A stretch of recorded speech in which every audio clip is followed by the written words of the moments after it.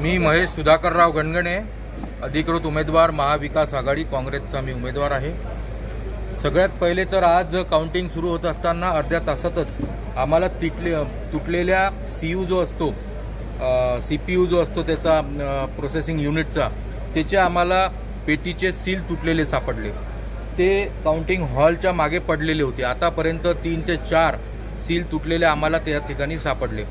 अधिकारी टाळाटाळ करत आहेत। ते म्हणतायत की मेंटेनन्सचं असेल, याचं असेल, त्याचं असेल, पण आतमध्ये तशी पण आम्ही स्ट्रॉंग रूममध्ये पण जाऊन आलो, तिथले सील तुटलेले आहेत।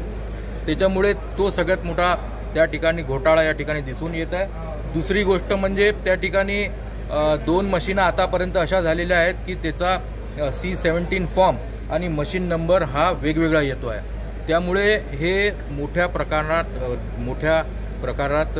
प्रमाणावर इथे घोटाळा दिसतो आहे। आम्ही आता आरओला रिक्वेस्ट केली आहे की लवकरात लवकर ही काउंटिंग प्रोसेस थांबवावी, आणि ते आता टाळाटाळ करत आहे। आम्ही लवकरात लवकर आता कोर्टामध्ये जाऊन त्या ठिकाणी तत्काळ या प्रोसेसला स्टेसाठी आम्ही जातो आहे।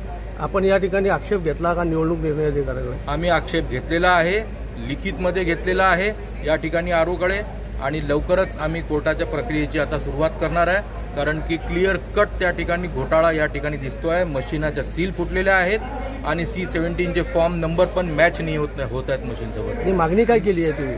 आम्ही काउंटिंग प्रोसेस थांबवायची। मतगणना जारी आहे का?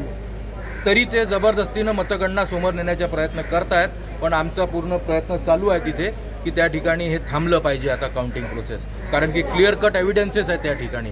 या संदर्भात तुम्ही तुमच्या वरिष्ठ जे आहे, तुमच्या पक्षाचे हायकमांड, आमचे मोबाईल आमच्याकडे नाही आहे, तर मी मीडियाच्या माध्यमातून त्यांना रिक्वेस्ट करेल की आपण ही लवकरात लवकर आमच्या वरिष्ठांपर्यंत ही बातमी पाठवावी की अकोट मतदारसंघामध्ये मशीन्सचे तुटलेले सील्स आणि C17 फॉर्म मॅच नाही होतात म्हणून। मशीन नंबर आणि C17Cचा जो फॉर्म आहे त्या मॅच होत नसल्यामुळे आणि अनेक मशीनला सील नसलेल्यामुळे, काही मशीनला सेंट्रल सील आहे, बाकीचे 2 सील नाही आहेत, आणि काही मशीन चे स्पेअर पार्ट जे आहे ते आजूबाजूला आढळत आहेत की त्या मशीन ओपन करून लावले की लावताना ते विसरून इथून गेलेले आहेत।